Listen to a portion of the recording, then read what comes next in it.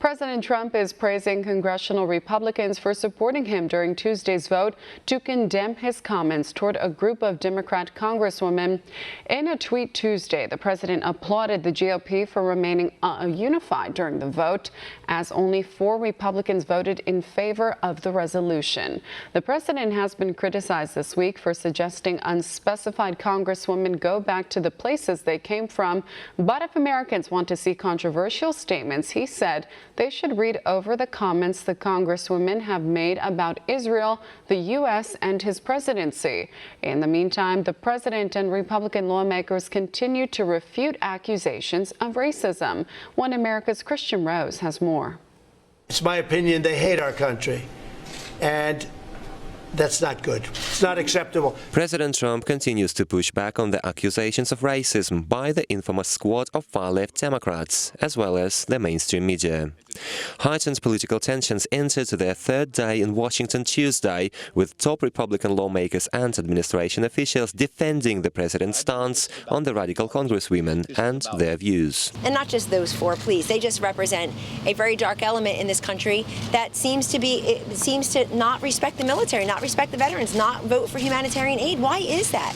The charge against the president is spearheaded by Islamic congresswomen Ilhan Omar and Rashida Tlaib, as well as self-proclaimed socialist Alexandria Ocasio-Cortez and Ayanna Pressley. Over the weekend, the president said if the 4 intend to continue the attacks on his policies, they could as well leave the country.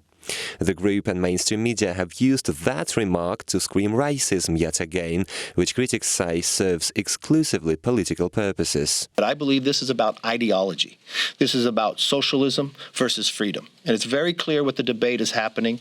I understand when I listened to their press conference yesterday, they talked more about impeachment than anything else. The president and his supporters maintain his views have nothing to do with the issue of race or racial identity of members of the far-left squad. However, President Trump has repeatedly reiterated the radical congresswomen have made actual racist and anti-American remarks in the past. For one, Ocasio-Cortez, who has origins from Puerto Rico, blatantly attacked Mexico and its immigration laws just days ago. So-called remain in Mexico policies that dump innocent people in dangerous territories that puts them right in the crosshairs of human traffickers. This as Mexican officials say they are fully capable of taking care of migrants, and Mexico's National Guards deployed along the U.S. border say there is no danger of violence whatsoever in that region. This may suggest Ocasio-Cortez has made misguided and underinformed remarks of the entire Mexican nation just to attack President Trump.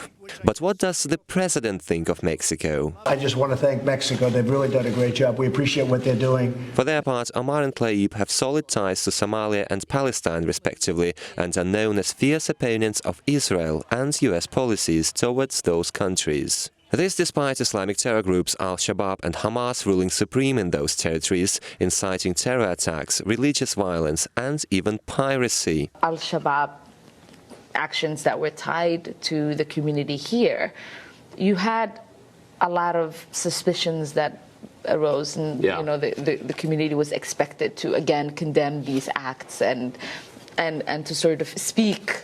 And yet multiple reports find the Islamic congresswoman has made remarks on the verge of endorsement of terror and borderline denial of the Holocaust. But in the face of criticism, Tlaib and Omar are firm in defiance. I'm telling you right now, Ilhan, no more apologies, no more policing, no more backing down. The mounting evidence of questionable actions and statements from the far left raises a question.